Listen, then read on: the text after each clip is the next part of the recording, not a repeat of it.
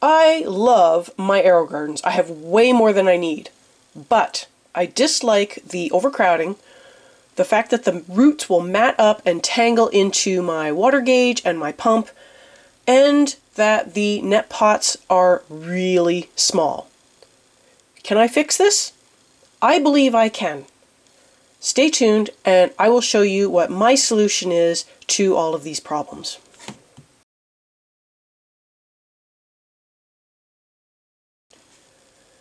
Welcome back. Thank you so much for joining me today. If you're new here, I'm Kathryn, the Aerogarden Homesteader, and today I wanted to show you how I am improving my Aerogardens. I love my Aerogardens. I love the tabletop hydroponic systems because they are basically an all-in-one unit that has the light, the water, tells you when to feed it. Like, it really can't get easier than that. It even comes with food, even though I don't really use it. But I feel like they've got a few problems. I feel like the wells are too small. It's really hard to get the mature plants out. I really struggled to get my celery out to the point where I felt like I was actually breaking my deck. Oh, wait, I did break my deck a little bit. I feel like I also struggled to get them out when I was growing those red peppers recently, and it's not just isolated to those plants. I have struggled with other plants as well, even cilantro of all things. So, I wanted to come up with a way that would make it easier to clean Aerogardens. I also wanted to find a way to get away from the peat sponges, and if you watched my cotton ball video, you know that I already came up with a solution, but I wanted to find a better solution. Cotton balls aren't great, they are cheap, they're easy to use, but I wanted something better. For the overcrowding, yes, you can just put fewer plants in, and Aerogarden even sells port covers, but why should I have to? Obviously, there was a design choice made, but I don't know why they put 6 in. But it was really the final issue on having to deal with mature root-bound plants that really kind of pushed me into wanting to do something different. Aerogarden does not sell replacement decks unless you are looking for a seed starting tray, or something for microgreens. They don't really have an alternative deck with fewer holes. And it wasn't just fewer holes that was the problem. It's the size of the basket as well as the number of holes. My solution to all of these issues wasn't simply to grow less plants per deck, but to build a new deck.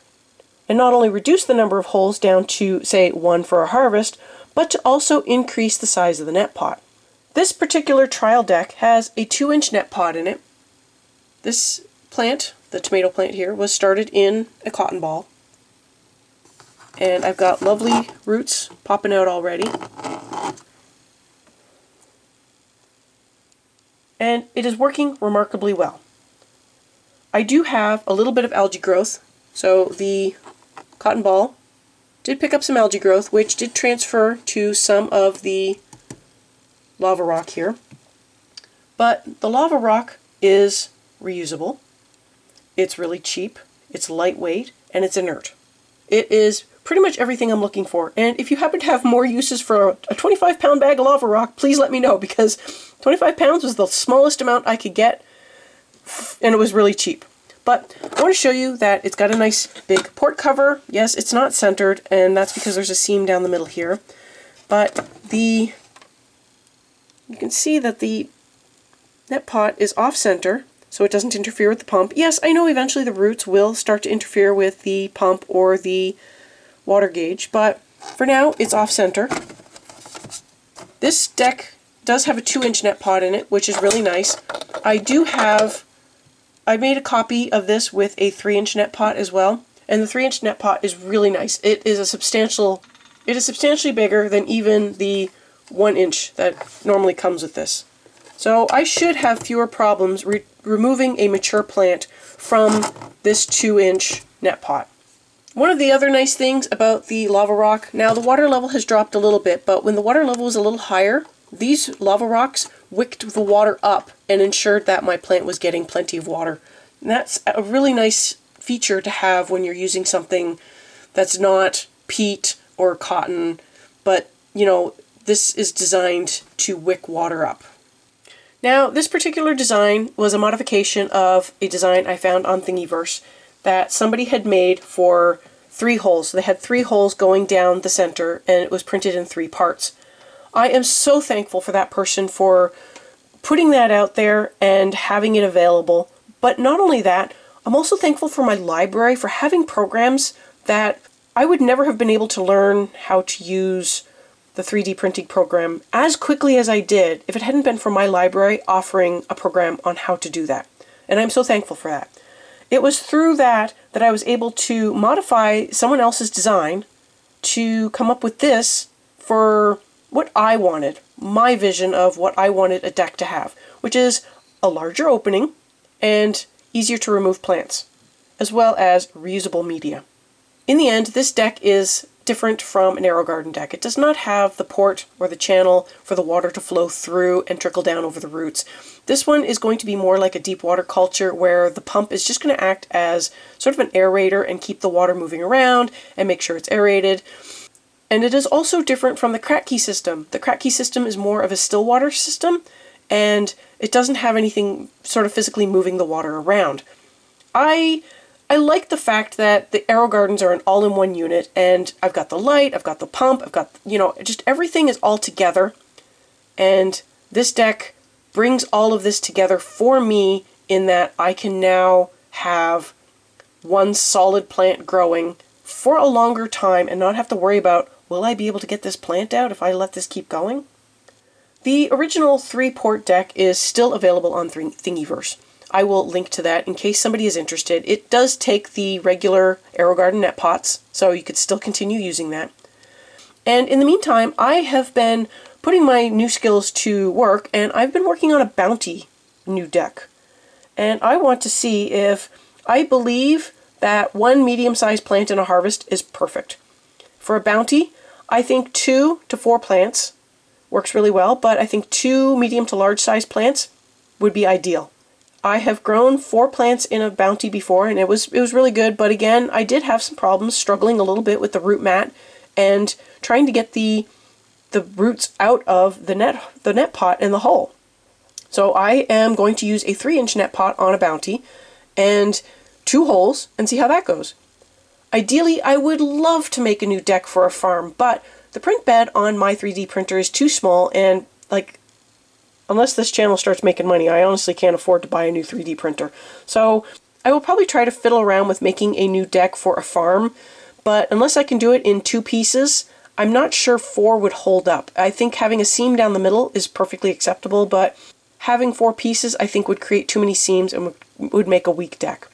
Now, if you think that this might be a solution for you, if you think this might help, let me know if this is something you are interested in. I will also show you the bounty when I get to it, like a working version of it, because this is sort of my goal. I would love to be able to have a whole bunch of new decks printed up and ready to go for fall and just redo what I did a couple of years back where I sort of had an indoor garden all winter long, and then see how long they can actually go for, because some of those plants, they were still producing when I ended up having to take them down because they were just getting too big for the number I had, and they were also, I was worried about being able to get them out of their net pots and their holes, and that worry, it was founded. I really struggled to get some of those plants out.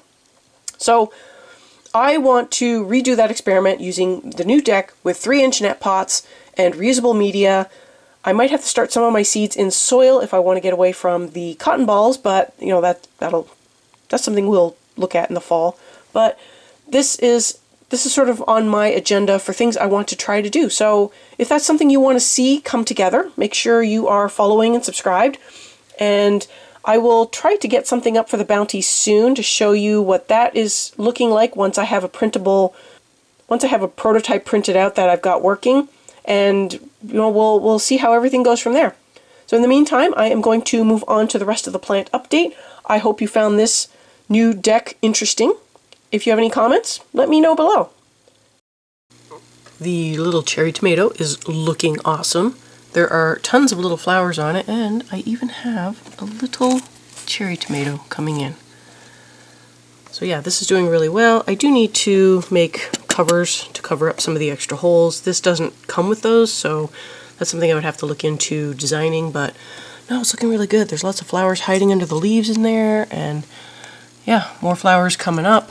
So yeah, it's doing really well. This is a good size unit for having one little cherry tomato in it, I think. Oh, there's more flowers in the back here too.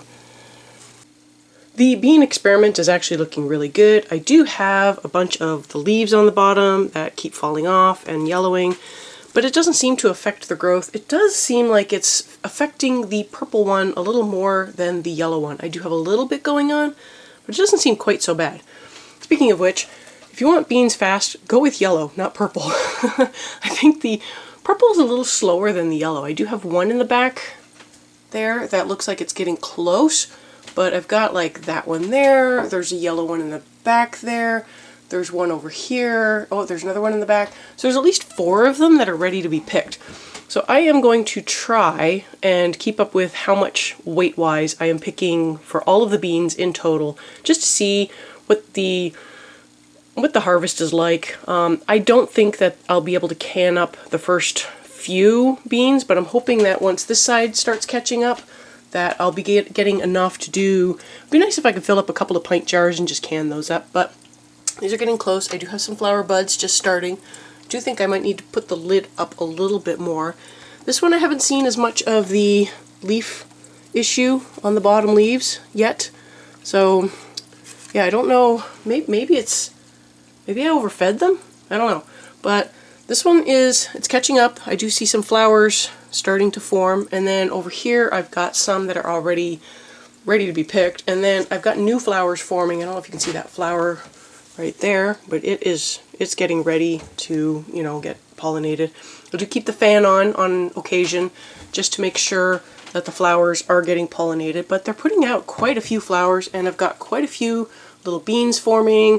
They're all over the place. There are even beans down here as well. So this is a bean. There's a bunch of them. So I think once it gets going, I will have a lot of beans coming in. It's just a matter of when will that be and how many will I actually get at a time. So, you know, if I get 5 beans a day, that's not going to do me a lot of good. But if I can get like 20 beans a day for a couple of days, then I might get enough to actually fill up a couple of jars. So we'll see. We'll see where it goes from there. I don't have much going on outside. The weather has kind of turned a little colder, so it's almost like our late spring has turned back into like early spring, and everything is kind of stalled a little bit outside. I do regret putting out my pepper plants too early. I put them in the ground and realized I probably put them in too early, so they might be a little stunted. I might have to put, you know, some replacement plants in. Maybe I should bring in the peppers that I still have. I've got a couple of jalapeno plants that I hadn't put in the ground because I was kind of hoping to sell them, but you know, maybe I should bring them inside, let them warm up, catch up, grow a little bit more, and then put those in the ground and see if putting them in later helps. I don't know, but yeah, there's not much going on outside. Chickens are squawking. Nothing's really been growing very much except the peas. And oh, it is time for me to put corn in. So I was looking at doing a Three Sisters thing, and if I do that, I'll take you along for that. I'm pretty sure I'm going to do it, but I need to put my corn in. And it did say that when the leaves of the dogwood tree are about the size of a squirrel's ear, mine are a little bit bigger, but when they're about the size of a squirrel's ear, you can put your corn in, and then when the corn is about 4 inches tall, you put your beans in, and then when your beans get going, it's about a week later, they said, to put in the squash. So I'm going to try to follow that because it's something that I've always wanted to try, and because it's got some nice checkpoints of when the dogwood leaves are this size. It's not, oh, when your temperature is this, or when you know, the government tells you to do that. No, this is like, it's an environmental thing. So, you know, the dogwoods in our area are starting to show that their leaves, they're a little bit bigger, probably almost the size of a cat's ear. So I can get my corn going, and then I can get my beans going once the corn is up. So I'm going to give that a try because I have always wanted to do it, and I've also always wanted to grow corn, and I haven't been successful yet. So we're going to try on a bigger square and see how that goes. So I hope you found this video useful. I hope you are really interested in how that new grow deck does for my harvest. And please stay tuned and subscribe and all that if you want to see how the bounty deck comes together, because I am going to get that going. Hopefully I can get a test print off soon and start growing in some peppers on that. I've got a pepper plant. I think I will put that habanero in there that I've been saving. So I'm going to put the habanero in there, and we're going to give it a good test and see how it does. So stay tuned for that. Thank you so much for joining me today. I will have some videos up at the end that you might enjoy, and I will see you next time on the Aerogarden Homestead.